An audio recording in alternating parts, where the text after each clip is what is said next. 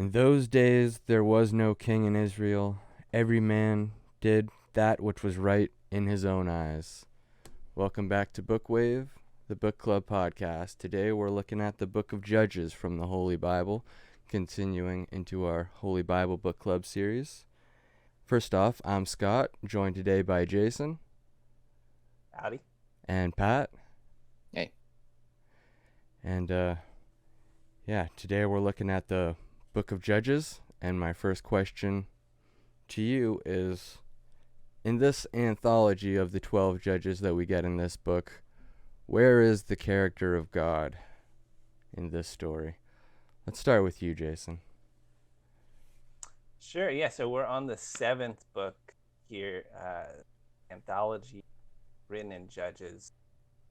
Through the previous 6 books, God does play a pretty prominent character, speaking to Moses and telling Noah what to do. You know, he's in everybody's heads, everybody's hearts, air quotes. But in the book of Judges, like you said in that quote, it seems like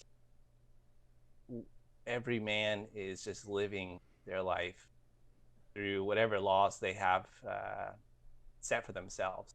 And they're living amongst the Canaanites because in the very beginning of this book, it says the battles that they did not win.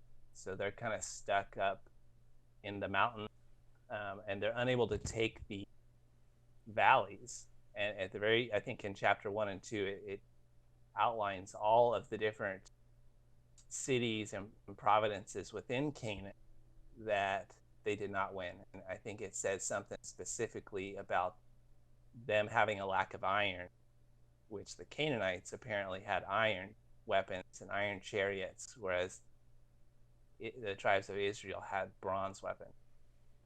And I thought it was kind of curious because it seems like if God wanted to really help Israelites out, why not just give them the knowledge to make iron tools? Yeah, that seems like it would be the easiest way. Like, if they're his chosen people, then why is everyone else the ones with iron chariots and weapons made of steel, and then the Israelites are still stuck with bronze and wood? What do you think, Pat? Where the idea of where God is at this point? It seems like the Israelites pretty much accomplished a lot of things to the point where they can just live about their own lives, not having to call God every day and be like, hey, I got this one problem. Can you help me out? And so they always have to rely on the leaders and their own best judgments, which, of course, doesn't exactly go very well because the other leaders have died at this point, and they haven't exactly picked a new leader, or at least God hasn't anyway, as of right now. But it's only a matter of time when the Israelites go back to their old ways of sin and just losing their own way. And it kind of goes back to the idea of leadership too. When there's a land that's conquered and everything has been taken care of, the Israelites are like, okay, what now? What's next? And they just sort of like go slowly turn back to their own ways, and that's when God has to intervene. Yeah, you see them kind of isolating themselves within their own tribes. And I see one kind of parallel in the book of Genesis with the Tower of Babel story. Because, like, there's one point where, like, the two tribes are talking to each other, and they're trying to identify whether or not they're an Ephraimite or not. And they say, what's the word? It's like, they ask him to pronounce a word, and they pronounce it wrong. And then they say, okay, well, you're not one of us, so we have to kill you. He says, say Shibboleth. And then he replied, Sibboleth. So he smote them. So it's like maybe this is just a retelling of the Tower of Babel story in a way where everyone got too comfortable in their own isolated little families, and then that's when God had to come down and intervene and then separate them all. So maybe God is present in this story, and he is in fact responsible for all of this strife that they're going through, because like they're not getting along, so God is coming back and confounding their languages again. Because as we can see, it doesn't take that long for, one country to start speaking two different languages and then not being able to understand each other to the fullest extent. Or I even agree. like the idea of just sharing some stuff Hmm. with a different tribe or anything like that, and even intermarriage too. That's that's a sin according to what some of the Israelites claim. Hmm. Well, not to jump ahead, but in chapter 9, verse 22, it does say that God sends an evil spirit into the land. And I don't recall if he was doing that to like confound or vex the Canaanites or the Israelites, but apparently he does have that power, and that's one thing that may have been in the story of Gideon actually. Um, but he's present, but just less so than in the other books. And I think it was in Joshua that after that magical story of the sun and moon standing still, he says that that was the last time that he really listened to the quarry of man. Hmm. So maybe that really just talks about how, or speaks to how God is just an authoritarian. All he really wants is for us to adhere to one singular power. And it was all right when they were a nomadic group traveling with Moses or with Joshua doing everything they told them to. But once they reached the promised land, the leadership kind of divided up. Like not every tribe adhered to one of these judges. Like in the book in the guide by Isaac Asimov, he talks about if you took all of the reigns of the judges and lined it up, it would be like 410 years. But the book of Judges only covers like at maximum like 120 to 150 years. So that's just evidence that all of the judges were reigning on their own time, doing their own thing among their own tribes, not like an overarching Israelite judge or leader or someone to create the laws. So after the death of Joshua, the judges didn't really have the same amount of power as before. Yeah, and they had Yeah, their own problems to deal with. Yeah. this story is, I kind of read it as a crossroads between the the Mosaic leadership, for Moses and the previous six books. They don't yet have a king, so it's a crossroads between like the Mosaic leadership and I guess monarchy. And right now they kind of have these tribal judges, or they could be thought about as rulers, military rulers, um, kind of leading things. But I think it's also important to point out what period this is taking time. And you brought up Isaac Asimov, Scott. I think he is estimating this time period to be about 1050 BC, between Um. there and 1100 BC, if I recall. And if that is the case, this is a period when Ramses II had passed away around the time of Joshua. So Yeah. Yeah. Yeah. uh, the rule of Egypt was kind of over. They were no longer, ruling this land of Canaan. And what's going to be coming, the Assyrians, has not yet, the sun hasn't risen for them yet. So the judges in this book, the tribal leaders, are just having to deal with just the Canaanites, and they're not having much luck with that. The story kind of reminds me of The Good, Bad, and the Ugly, that old Western, um, because there's this chapter reads a lot like a nightmare. It's just like a cycle of bad things keep happening. Yeah. It's There's pretty bloody. scattered too.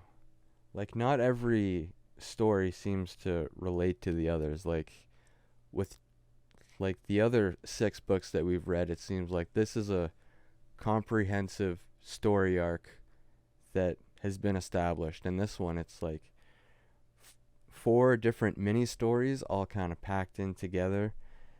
And then there's Samson, which is many take to be just a sun myth, which we can get into a little bit later. But yeah, when I was reading through Excellent. the when I was reading through the Asimov book, he was like, the Iron Age kind of like began in its most early stages around 1400 BC. So if this is like around 1000 BC, then like iron has been around for approximately 3 to 400 years, and the Israelites are still limited to bronze because they don't have the technology yet. So Yeah, that like would be handy. if you really take the Bible seriously, you have to wonder why God didn't give them the knowledge to smelt iron if you really wanted them to go in and take the land. Or why not give them the like design for a Smith and Wesson, some lead bullets? Should Yeah. be over. But that's why I thought it read like a western. It's bloody, it's primitive, and at the end of it, it's a pretty repulsive story, which we'll get to. Yeah, it's a really dark tale. I think each judge is kind of like their own. I think the Book of Judges is kind of like an anthology, like what you normally see in a TV show nowadays. Like what most TV shows are nowadays, they're cinematic and they have their own different stories, like American Horror Story Yeah.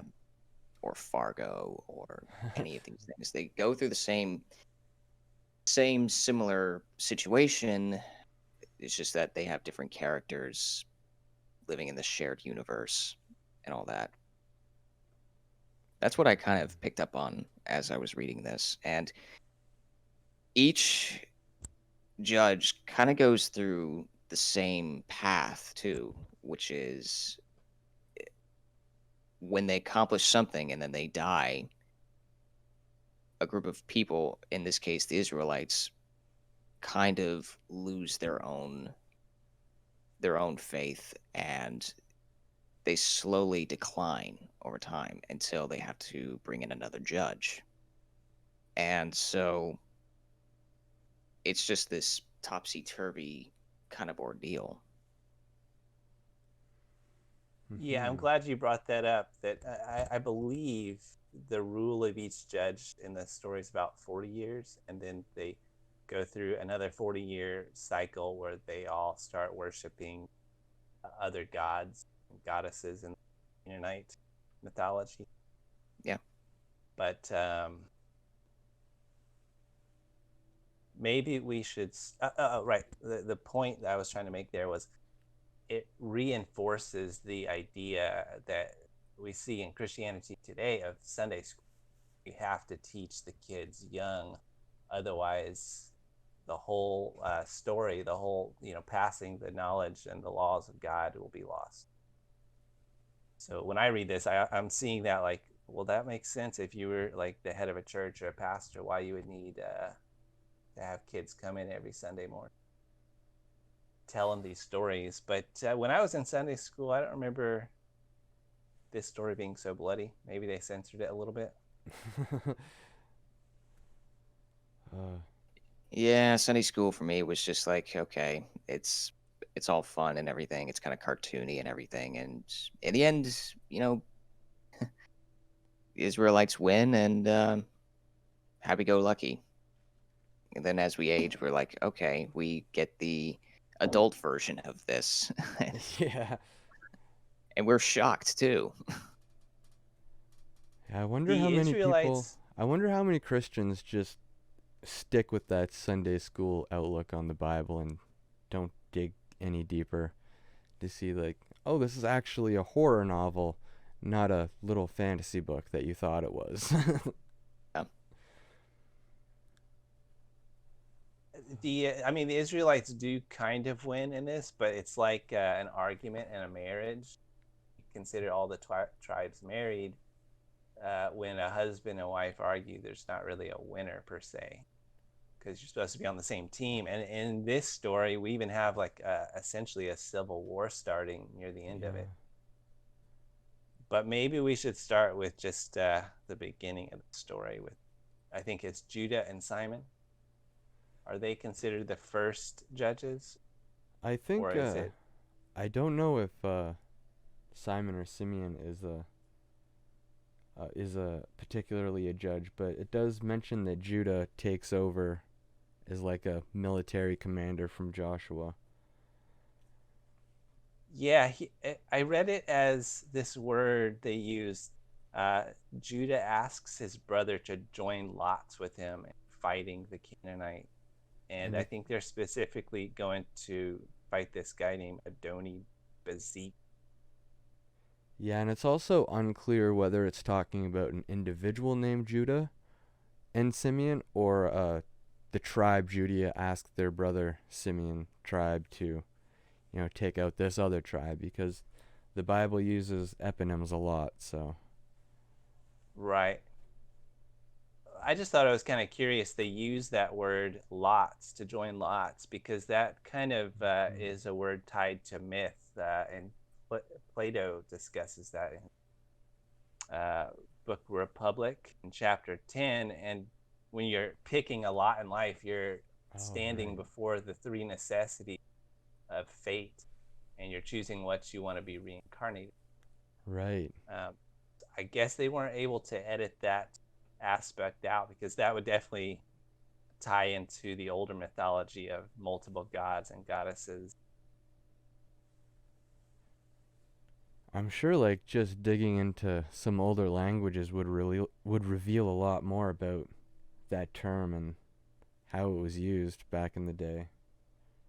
Yeah, it's kind of like how Will discussed before, just like knowing that there's so much lore that there's Right. hardly any enough there's hardly enough information to go over, and we have to constantly just research it. Another random little bit when I was reading this book and the last one, it just like talks about two places called Megiddo and Endor, and like those are planets in Star Wars. George I Lucas know. read his Bible.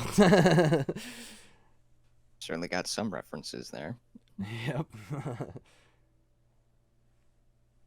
So, which of the judges do you think was probably more suitable? Like the strongest ones, I would say, or wiser? hmm. I don't know. They all kind of have like different aspects of them.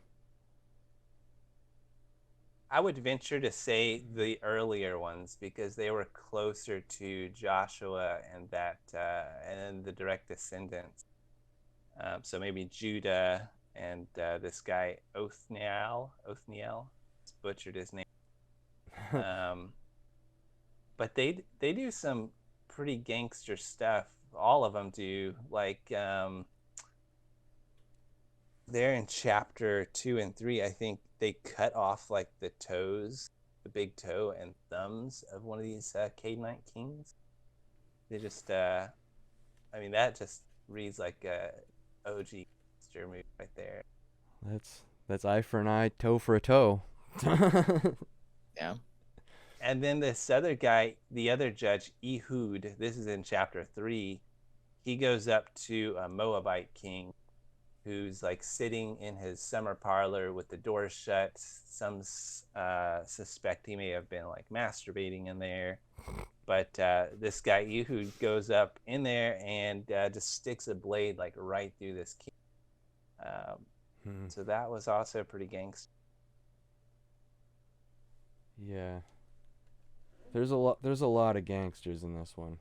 I mean, even after the story of Gideon, where they uh they decide they're going to follow his children, but the problem is he makes too many children, and one of his kids gets greedy, kills all of his brothers, So he would inherit the title of judge or king or ruler or whatever they were calling themselves at the time.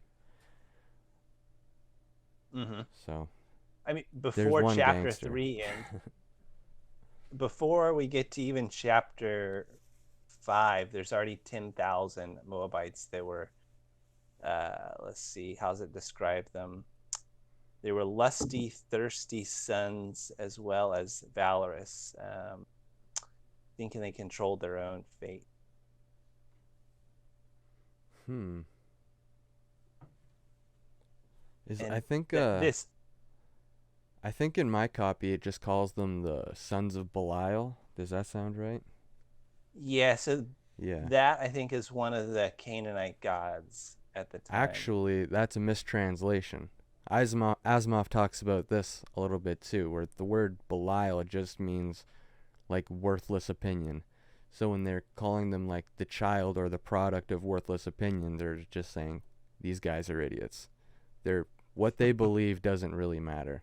So it's like a reference to the gods that they believe in, but it's not actually talking about a specific deity.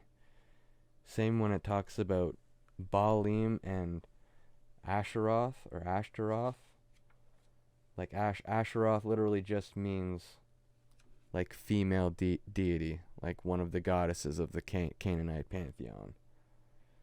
So when a lot of people read the word Asheroth, they're like, "Oh, this is talking about another specific god that's terrible," but it's just another umbrella term for like chief goddess and chief god is Baal, and chief goddess is Asheroth. A different rank, so to speak. Yeah, it'd be like comparing Zeus to like Ares or Aphrodite. Oh, I'm sorry. Go ahead. Oh, I was just gonna mention that one of the reoccurring themes in this anthology is that ties into that quote we opened up with, that men without God will be left to their own devices, Right. and that doesn't seem to work out. And I think that's what the anthology is trying to point at, is that these people need a unifying law, unifying God to live under.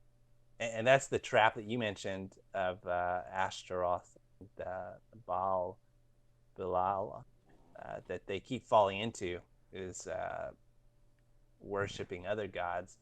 I don't know how that was working out for the Canaanites, where if those gods and goddesses were seen or perceived as helping them out. But in the Christian myth here, we have only Yahweh is the way. Yeah. Yeah, that's the thing that I've noticed about reading through the Bible, is that the actual scripture itself doesn't say much about how terrible all of these other gods are. It focuses more on how terrible it is to, depart from your own people and worship other gods when your society is trying to establish something here. And like the only thing that they feel holds them together is their deity they call Yahweh, the jealous God. And as soon as one person defects from that, then that just brings down the whole house of cards. It doesn't work if you're not worshiping the same God, so you're exiled. But there is like the part in Genesis where it talks about how Moloch is the chief deity that demands child sacrifice of everyone's firstborn, so it's hard to say. Yeah. I wouldn't want to live like in a society where there was human sacrifice. I think that'd be pretty rough. Yeah. And I guess that's what these guys are. This tribe of Israel's trying to do.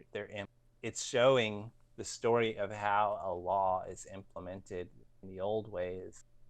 It's a little bit different than like the Hammurabi Code, but when a new law is coming out, it might be a bumpy road. Yeah. And people might break it and adhere to it and break it and just follow that cycle. And it's not even about finding the right laws. It's just about having a set of laws. Like laws in existence in and of itself is more important than having specific laws for social justice. Like the Canaanites were sacrificing all their firstborns, but they probably had a pretty cohesive society if it lasted, all throughout the Bronze Age and even before in the Stone Age. Like, how old is the city of Jericho that we've discovered? Like, it's a system that works, even though it's a bad system.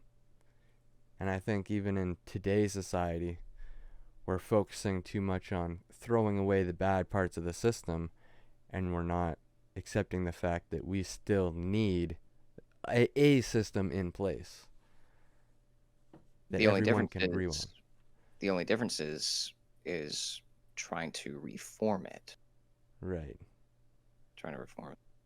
And another thing that's kind of striking to me when it comes to this kind of thing is how some of the Israelites are trying to save themselves by sinning and even trying to step away from the judges, try not to get involved in them, Mm-hmm. and trying to, like I said, try to reform this one system that they can follow, or at the very least, multiple systems.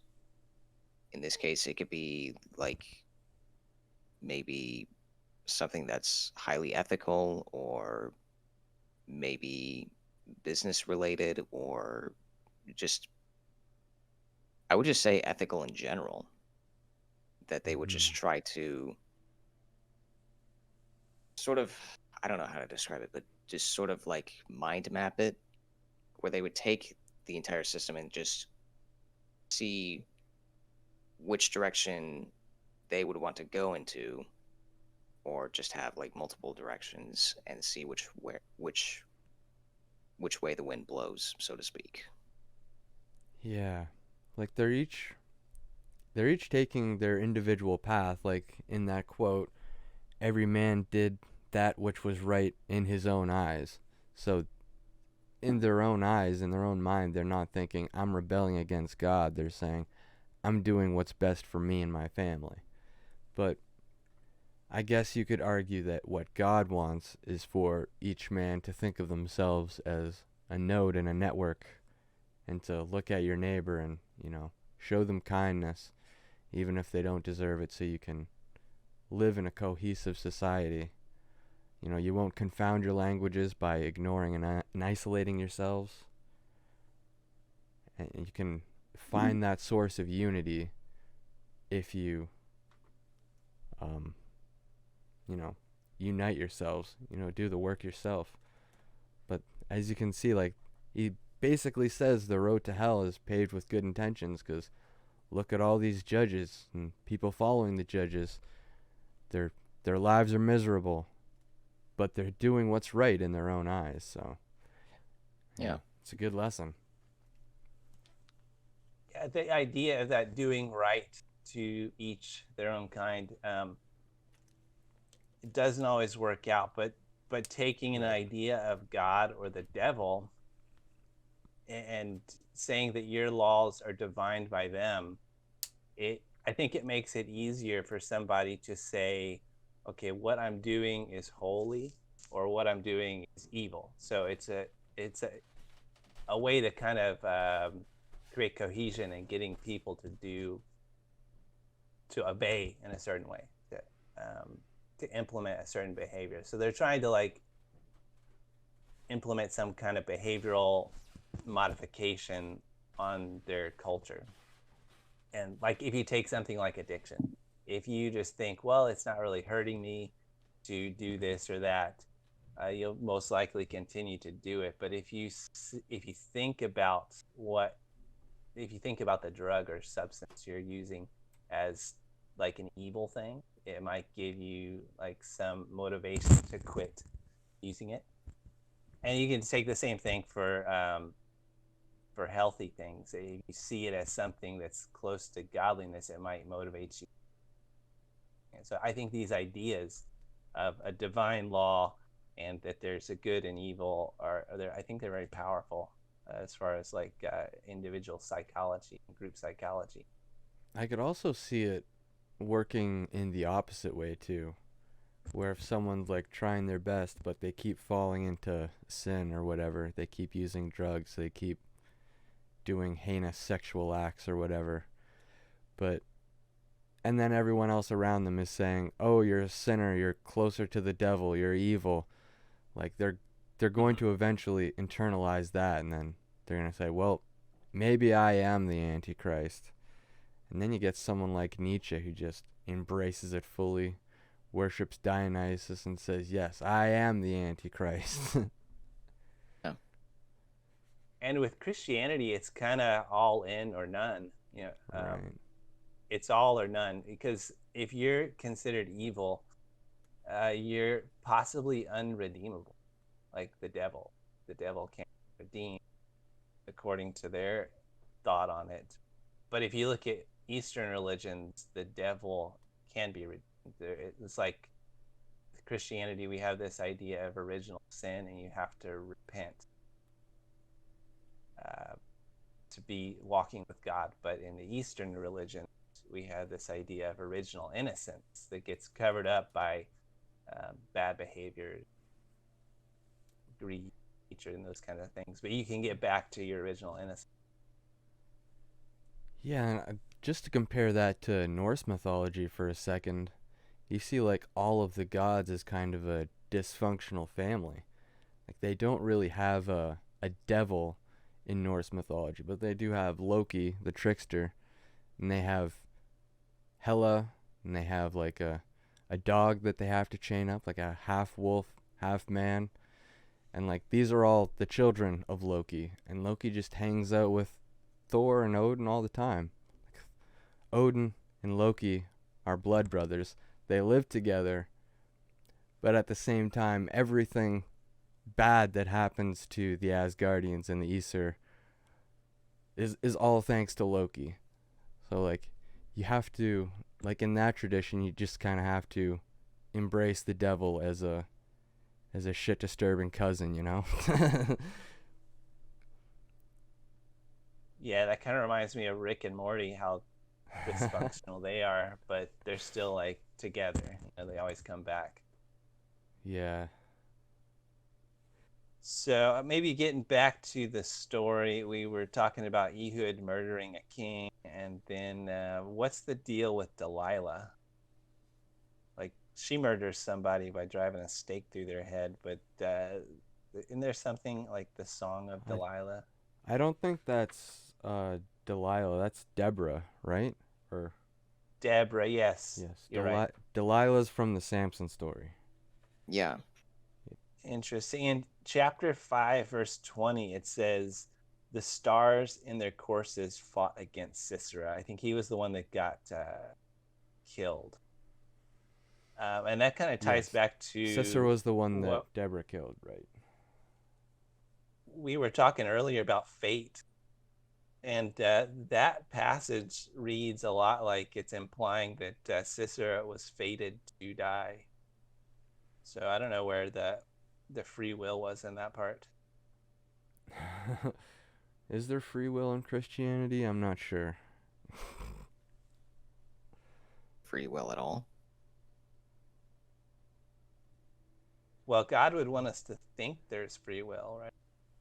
So I would say that for Deborah, she is, like we said, is a writer of songs. So I would say that I don't know how to explain this properly, but Let's just say we'll tell her story to anybody who says that there's no feminism in the Bible.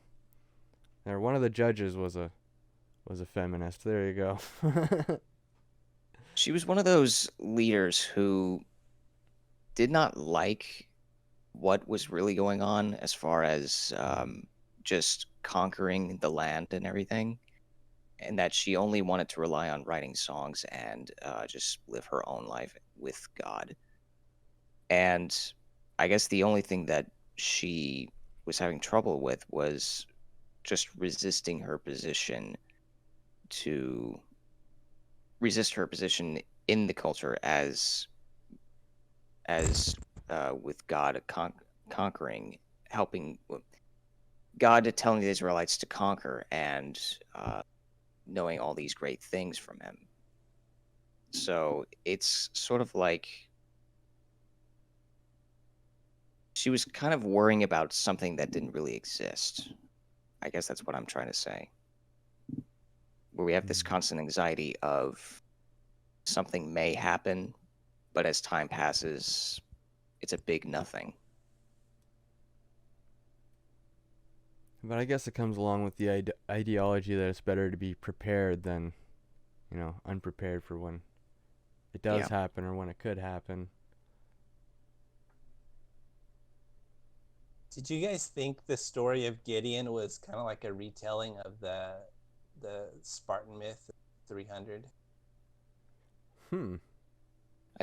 Maybe. I did notice that in chapter 7. Yeah, because that myth would have came way before this time period.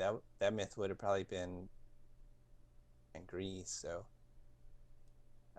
but it's that story. We're jumping to Gideon that I mentioned that God sends an evil spirit into the land. So apparently, I don't know. There's these 40-year periods when God doesn't really seem to be talking to the people so much. Like he could easily just remind every single Israelite, "Hey guys, I'm here." Just like he could do like right now to you or me or anyone listening. But he doesn't. I don't know. Like is he playing cards with the devil during that time? Like does God get bored? Like is he just watching things fall apart? Yeah. I would say Gideon is someone who is actually, there's actually a question in my version of the Bible, at least, where whether or not Gideon was testing God or just trying to garner encouragement from God. What was the brief story of Gideon again? He was raising up this army to fight. God sends this evil spear into the land, and does he win these battles? Yeah, Gideon takes out the Midianites. I think that's who his war is up against. And yeah. There was that, and he also was offered a kingship by the men of Israel. That's also when the angel appears to him and tells him to tear down the grove and everything. The special cameo. Yeah. It seems like every book has like one sentence that's like, and an angel was there too. And then he doesn't pop up again. So, by the way, there was an angel that was around that told Gideon to do this.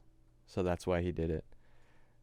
Like, for me, it just feels like a plot device. Like, we need a reason for Gideon to kill all these people. We need it to be justified, so the angel told him to do it.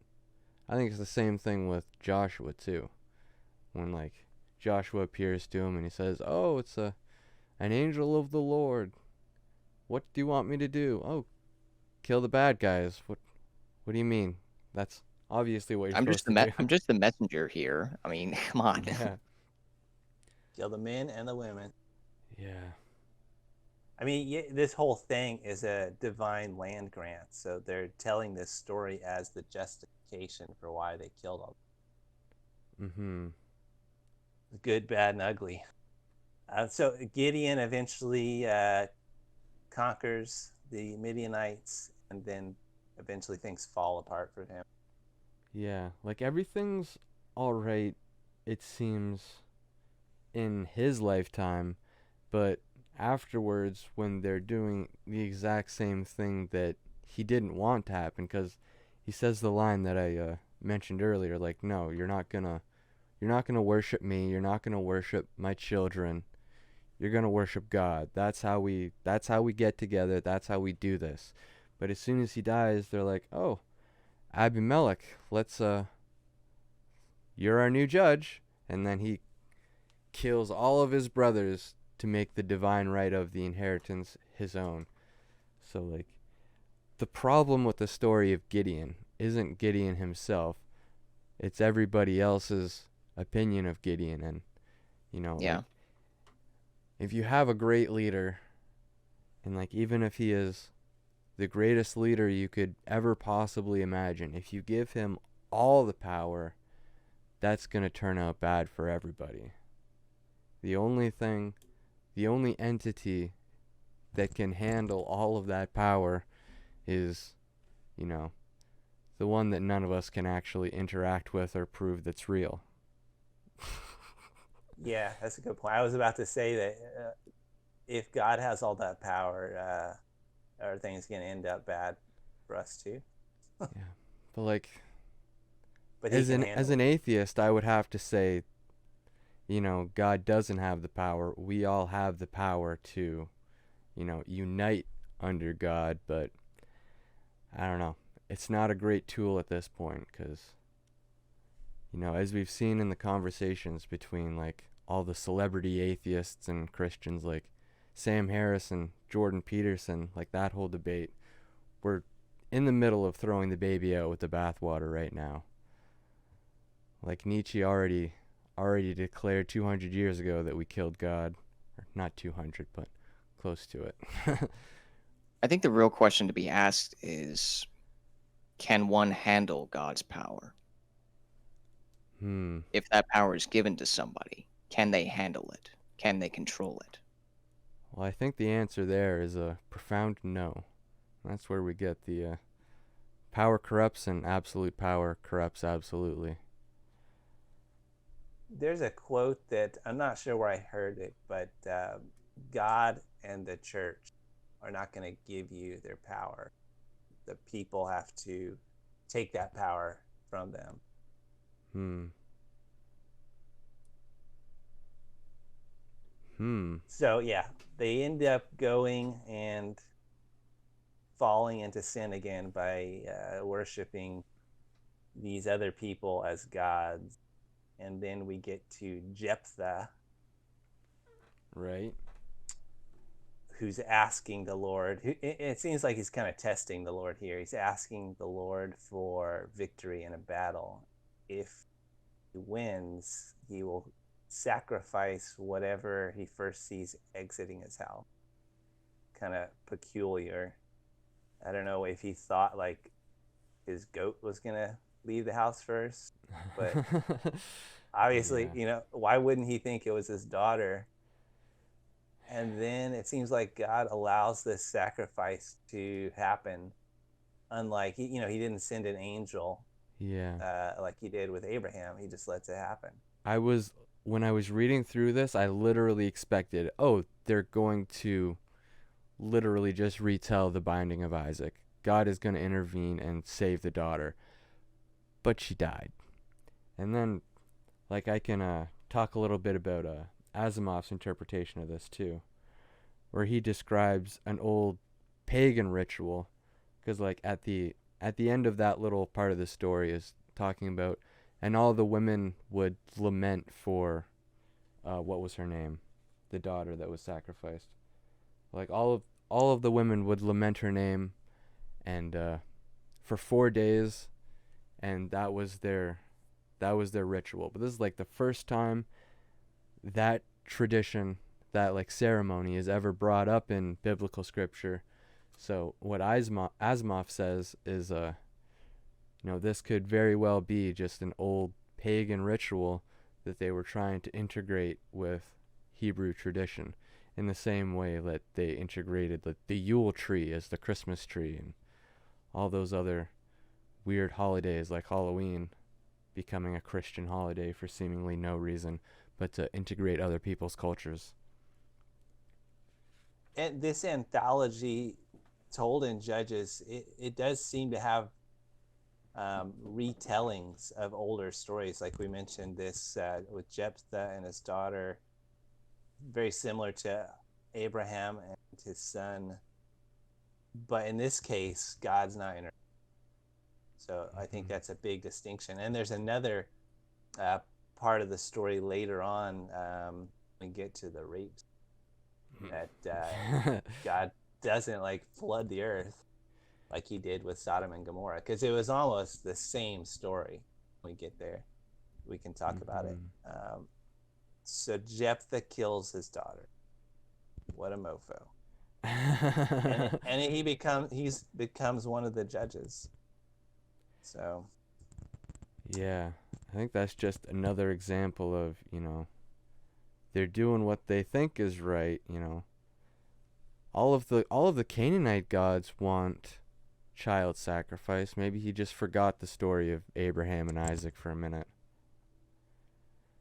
Well, like I think Asimov may have mentioned that this story of Jephthah murdering or sacrificing his daughter was to show how far they have fallen, and they don't really even know the character of their own God anymore.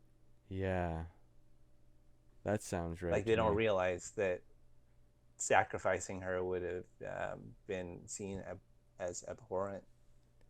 Yeah, and I guess it's like God or Yahweh didn't intervene because he was like, well, this guy's already fallen. He's worshiping God, but he's definitely not worshiping me. Like, just look how he acts. He doesn't believe in me. He doesn't trust in me. He's trusting and lusting after all these other gods where he thinks will, get him where he wants to be. But he's not doing the right thing. He's not taking the right path. So I can't help him. I only help those who help themselves. Even though, like, in the guy's own eyes, he's doing what's right. So the problem is really the clarity and, like, these individuals not knowing their own tradition. They have their faith, but they don't have their practice. They're going to church and they're visiting with their priests and they're doing all the right things, but they don't really have the proper understanding. And I think if God is getting bored with the people by this point, he's probably he's probably rubbing off on his angels, because in chapter 13, verse 6, an angel appears. I forget for what reason, but it says the countenance of that angel was terrible. So maybe these angels are getting the wrong rub from God because he's pissed off or bored with people by this point. He's like, I can't flood the earth anymore. Yeah, I made a promise, okay? I can't do it anymore. God keeps his promises. Noah made me pinky swear. Scott, you had some notes on the next judge, Samson. Right. So, going back to the integration of pagan myths, much like Jephthah, Samson is thought to be a sun myth, like literal mythology about the cycle of the sun. And all of the other bits, like making the... Like, he also says that this old pagan myth probably existed before, like with Jephthah. He said that probably existed years before, but with a different individual, and like they altered it to make it an Israelite hero. But in the same way, they took Samson, a symbol of the sun, and they turned him into an Israelite hero and a Nazirite of all things, even though they barely take seriously any of the like notions of what it means to be a Nazirite, except for the long hair. That seems to be like the only common reference. But in countless other sun myths, figures that have represented the sun have all had long hair, and their hair has been representation of the rays of the sun. And in the story of Samson, the one who's finally able to, uncover his secret and take away his hair is Delilah, which is a derivation of the word Lila, which is the Hebrew word for night. So night literally is the one that subdued the sun enough to have the rays get taken away. And then when Samson's hair starts to grow back at the end, he retains all of his strength, and you see him collapsing all the buildings. And there's a bit of an inconsistency at the end where Samson dies in his triumphant attack when in other sun myths, he would continue to live and reign, and the cycle would continue on and on. But it's like the story of the passing of a day in some ways. Yeah, I think in this story they need him to die so that Right, yes. the next plot point can progress. But of all of these judges, the story of Samson seems the most unbelievable. Yeah. Long hair giving him some sort of supernatural strength. Yeah, but I also really kind of like it as just a purely Hebrew Israelite legend, because it could be referring to just how, the tradition of the Nazarene and the Nazarite was implemented back in the days of Moses. That was a long time ago. And now, over all of the years, the only thing that we really still keep from the Nazarite tradition is the long hair. And it's like, none of the Israelites really care about like the purity aspect, the not coming across a dead body, because Samson comes across tons of dead bodies, and he doesn't have to shave his hair and then become clean for 3 days and follow the whole ritual. But like they focus on the hair because that's like the easiest requirement of what it would mean to be a Nazarite, and everything else is just like, we don't really care, but we have no problem calling you out. If you're going to call yourself a Nazarite and you're going to cut your hair, like we can at least do that, right? So like the image of what it means to be a Nazarite, it kind of shows the change of that throughout the years. Or it's just a bastardized sun myth. Delilah wasn't the first wife Samson had. He had been I think he had married a prostitute. Yeah, he lusted after some Canaanite woman. And she got killed? Yeah, maybe. I don't remember now. Well, they were talking also about the Philistines in this story, how they were preparing a sacrifice for this god Dagon. Oh, yeah. I'm not really familiar with Dagon. Do you know anything about that god? Well, there's two different lines of thinking.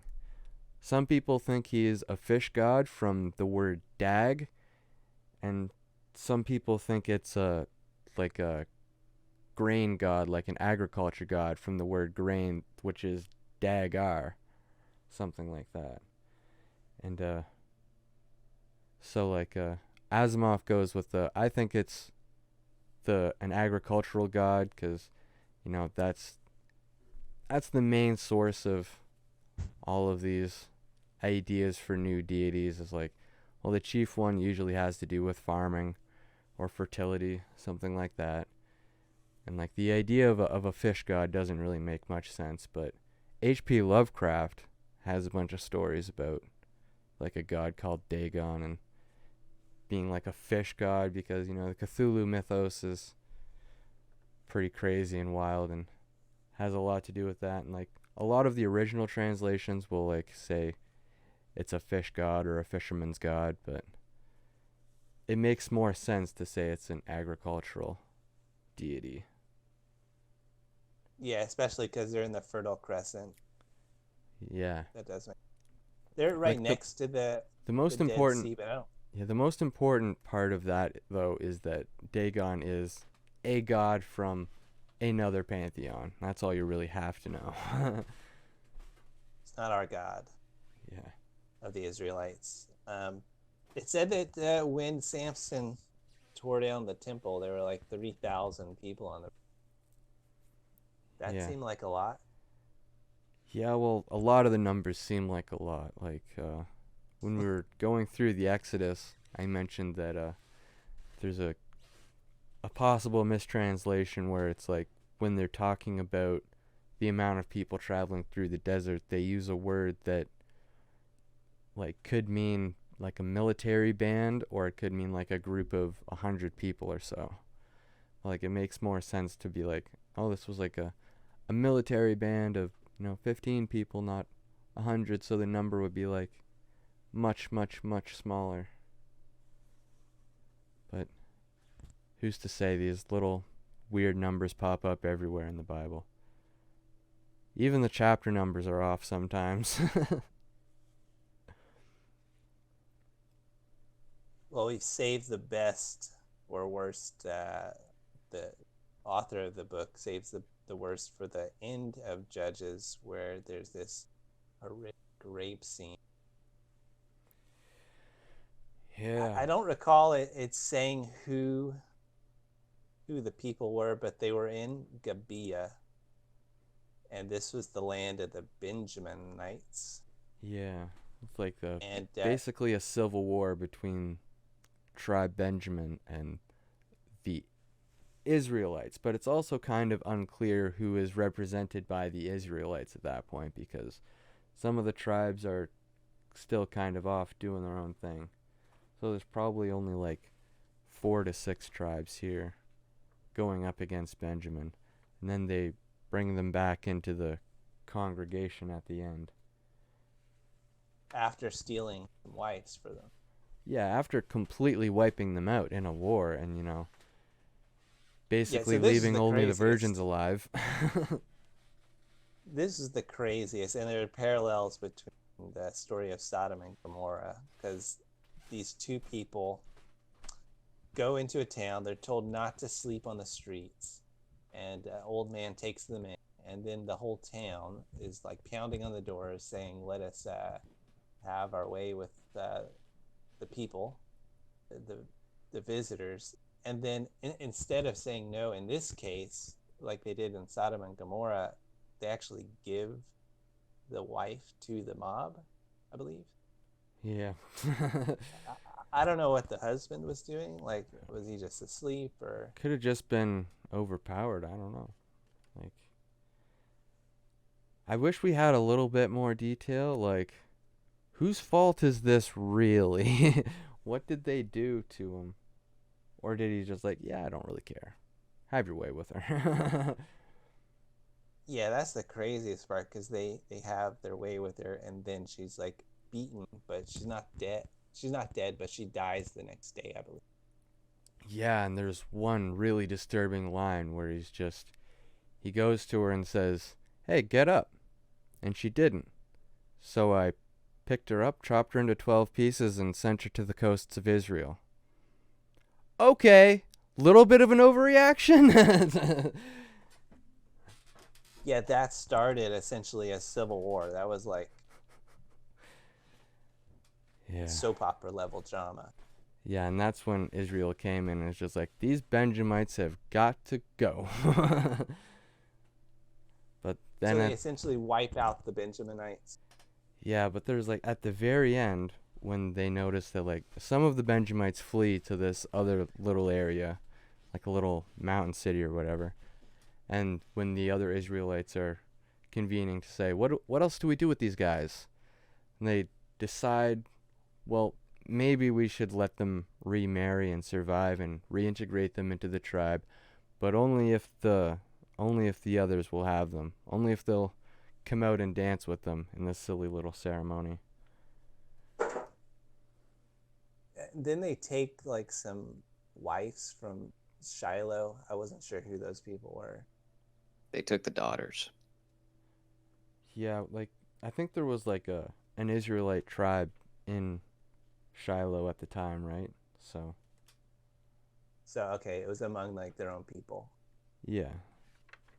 I could be wrong though. The Benjaminites as a tribe drastically change in the book of Judges. That is for sure. The majority of them get cut down and they allow them to take wives afterwards. But only if the women will come out of their own free will and, we're not going to give you our women. We're going to say, if our women will have you, maybe we'll integrate. But that's the extent of it. If the women would not have them, like, I wonder what would. Who knows? Another civil war, probably. And that kind of brings us back to the quote we opened up at, where in this time there was no king. So they're setting up for the subsequent books that there's going to be a king. I think it's going to be David or Saul. Yeah. We haven't gotten there yet. I also kind of see it as like a nod to the previous leaders, like the ones that came before them, because I mean the word judge isn't exactly the same translation that we use. Like the term judge basically just means a ruler or a king. It's just another word for it.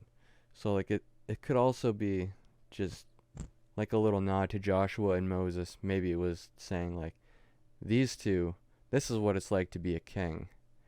But with the 12 that followed among these tribes, it all fell apart. So we had a king before, perhaps, king afterwards. So what do you think? Would you classify Moses and Joshua as the early kings of the Israelites, or something completely different?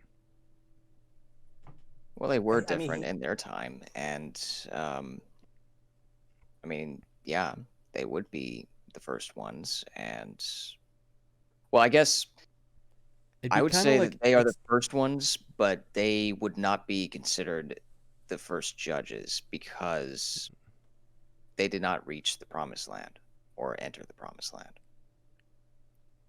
it's kind of like comparing, the founding fathers to the rest of the early consecutive presidents. Yeah. It's kind of hard to be like, well, this guy made a country and this guy just rules over the country. So yeah. and this whole story of Joshua and Judges, once they're in the promised land, is, I think, the period Isaac Asimov refers to as the tribal period. Okay. And so they're working towards, they've had these tribal leaders or judges, but now they're working towards actually getting a king over all of the tribes. I think that's what we're going to see Okay.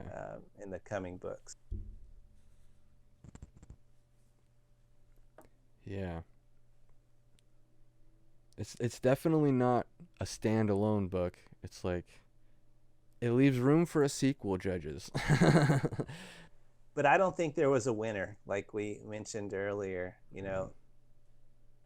True, they are in the promised land, but they just have gone through a civil war. They've gone through these periods of, dark and bloody and primitive times.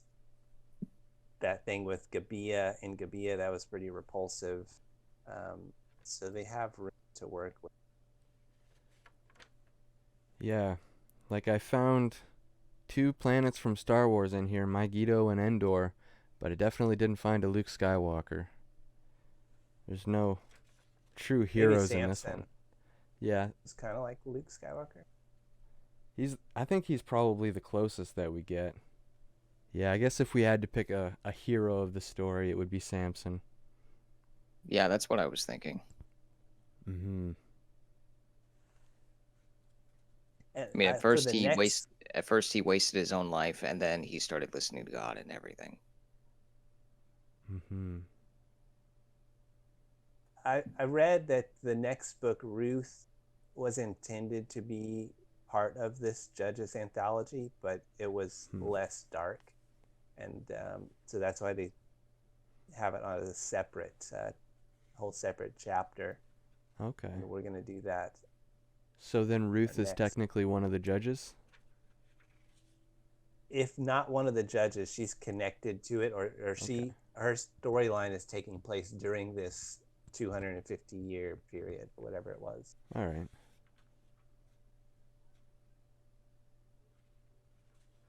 So yeah, that's coming up. Sounds like a standalone book.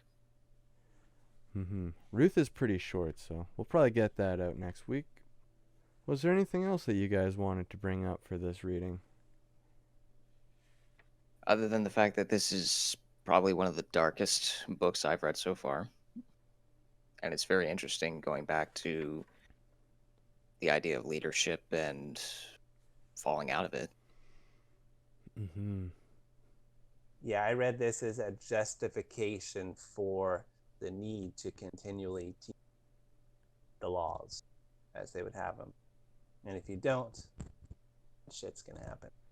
Yeah, just talking about leadership for a little while, like, as someone who watches Jocko Willink's podcast a lot, it's like a lot of the aspects of leadership start to just kind of fit into place, like the more and more I start to read about the topic.